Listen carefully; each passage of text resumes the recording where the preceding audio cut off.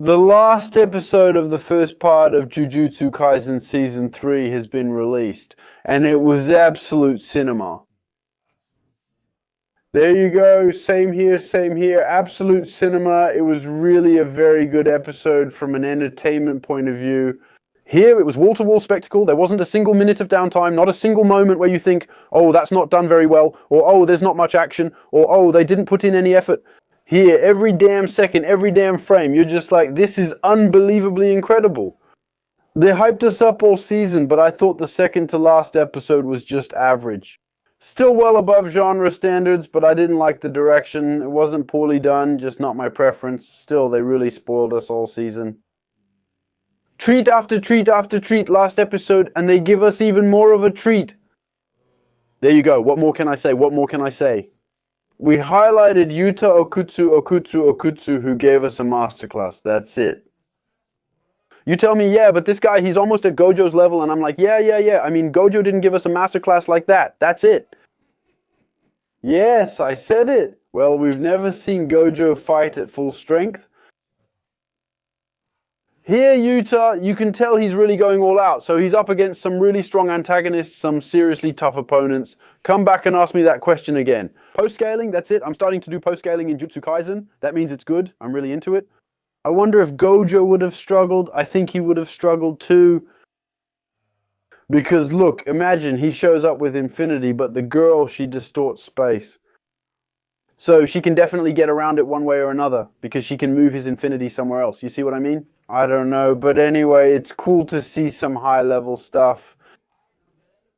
Careful, here we were clearly dealing with S-class, special grade when it comes to exorcism, so it was really cool.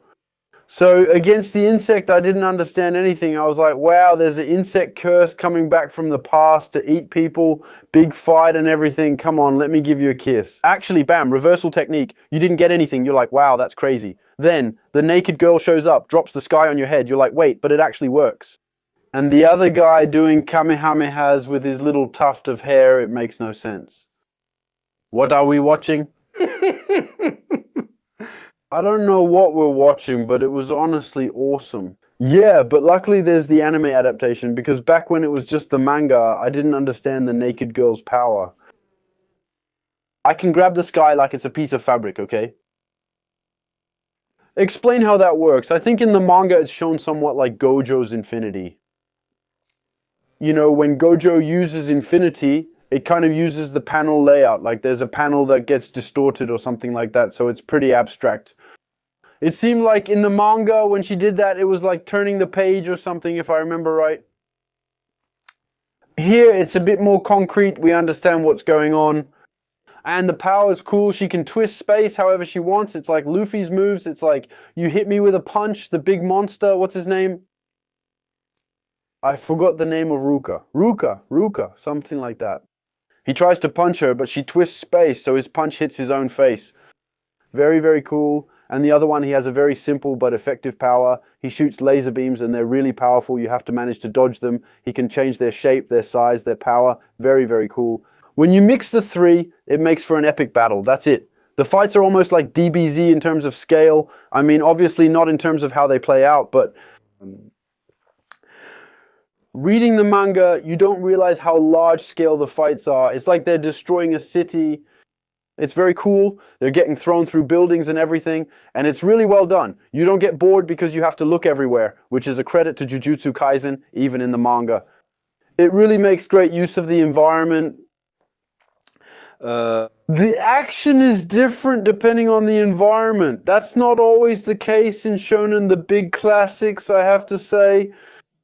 In Dragon Ball, the place where the fight happens doesn't really have much impact on how the fight goes. They rarely use the environment to fight each other. Maybe briefly on Namek, at one point they hide in the water to ambush Frieza, but that's about it. Same thing. In Bleach, I don't remember Bleach ever using the setting. Actually, often in Bleach there's no setting at all, you know? Even in One Piece, I don't remember. Again, there are a lot of fights in One Piece, so maybe I just forgot. I don't remember Luffy using the environment to pull stuff off, you know? Naruto, same deal, still they're ninjas. I don't remember that. except maybe a puddle at some point, something silly, or when they're in a forest, but the way they fight doesn't change. They don't adapt to the terrain. Which isn't a criticism, it's not a flaw, but the fact that they take the urban setting into account and use it in the fight choreography, I think that's really well done. It gives it a very cinematic feel, very martial arts movie style, like the Red or Hong Pak. I'm going beyond the classics. I can also mention Jackie Chan's movies quite simply, which make a lot of use of the set. If there's a ladder, a pole, anything, they use it to do something to really make the setting come alive. That's something we already saw a lot in season 2, by the way. In the Shibuya drama, or the Shibuya incident, call it what you want, the fights made a lot of use of the environment, and I really like that vibe. I think it's inventive. Sakamoto Days is a manga that also does that frequently. So this time, I love it. You can feel that the guys who worked on this episode really had fun doing some cool stuff. The moment when Yuta is running on the road, and then all the beams are falling, at one point he rips out a pole, spins the pole. It wasn't necessary, it was just because it looked cool to do, and they did it. That's nice, it feels good. So honestly, the episode is super dynamic, really beautiful to watch. I enjoyed every moment.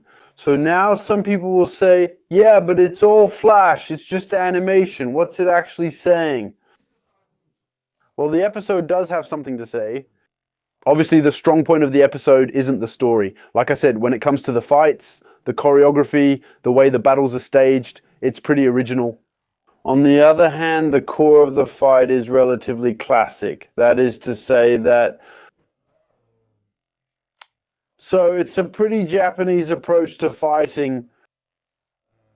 How can I put it? Books about samurai, stuff like that.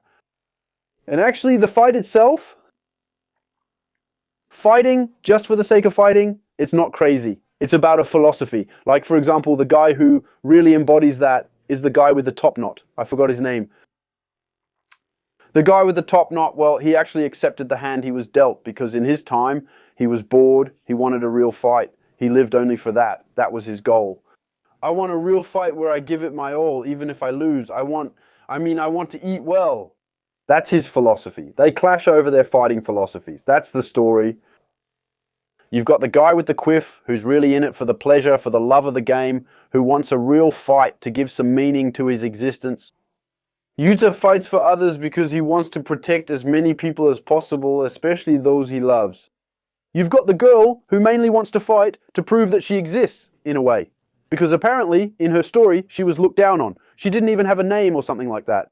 To prove that she exists, not to be recognized. And then you've got the insect, who's just a monster that's hungry, who just wants to eat, really. That's it. And you confront all of that. That's it. So you'll say it's not a very deep story? At first glance, no, but it still has something to say. And in the end, Yuta wins because, well, he's stronger. But he also wins because he somehow managed to meet the expectations. The monster wants to eat, so he lets it eat a little before killing it. He doesn't mean to, but allows himself to get eaten a bit, then kills it. The girl gets recognized, and he recognizes her. All right, go ahead, calm your soul. There you go, you see. And the guy, he wanted an epic fight, so he gives him his epic fight. In the end, he doesn't kill them. He kills the curse, I think. But in the end, he doesn't kill them. He's like, all right, I'm not going to kill you. You each give what you want. Give me your points. We'll do it that way. Done. So it still tells a story. Even the final duel, when he faces the guy with the pompadour, at one point, he had a plan to screw him over. He says, come on, I'll get you first. I'll shoot before you do. When he sees the other guy having so much fun and genuinely enjoying what's coming, he feels compassion. He says, come on, I'll give you what you want, man. You're a good guy. All right, I'm going all out. I'll give you what you want. There you go. So that's what it's about. It's that Yuta, through his compassion, managed in a way to fill the void inside those characters, to understand them, and to more or less make friends with them. There you go. It's interesting. It's a particular kind of trip, but it's interesting. There you go. I thought it was pretty well done. There you go. I think it worked. I understand it's not for everyone, but that's a very Japanese thing.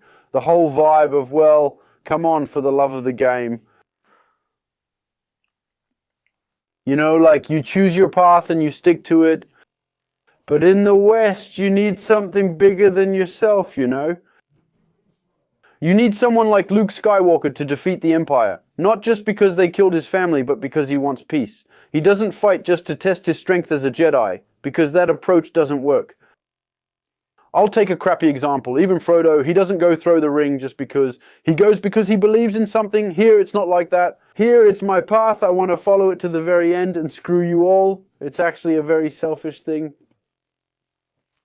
There's ego in it, and I find that interesting. By the way, that's kind of the conclusion of the episode. I don't remember if it's the girl who says that or the guy with the cigarette. He says, well, exorcists, it's a world where you have to be the strongest, and to be the strongest, you have to look down on others. So we're motivated, driven only by our ego, actually, even if it's not justified. Well, that's what the episode is about. At its core, you really have to look beneath the surface. That's the episode's focus, so it's not about nothing. On the other hand, we can ask ourselves what this season is really about overall. That could be a valid question, and it's not obvious. Once again, for me, Jujutsu Kaisen is about a world that's going off the rails. A system that's going off the rails. Not the world itself, but a system that's going off the rails. The exorcism system is going off the rails. And the fact that the elders are coming back shows that actually it's always been messed up, really. And that we need to find a way to reform that, to change it. And that's kind of the quest of the manga in the end. There you go. So, a very good episode in terms of spectacle. I really liked what it was about. I also enjoyed the philosophy of the episode. I ate very well this season. I'm really looking forward to the next one. Take your time. If it means more masterclasses like this, it's no problem. We'll do reviews or other stuff in the meantime. We'll manage. Take your time. What they served us was unbelievably good. I'm like the character with the quiff. I'm full, I'm satisfied. There you go. At the end of the episode, I said, that's good. I ate well. It's incredible. There you go. I'll let you tell me what you thought about it in the comments. But I really enjoyed myself, had a great time. As we say where I'm from, I make up expressions. What are you going to do about it? Absolutely nothing. See you soon on Spatule Bros, and may passion heal you. And I'd like to take this opportunity to tell you that these are the last hours of the Spatule Jump number 2 campaign. Let me remind you that in this campaign, the previous issues are also available.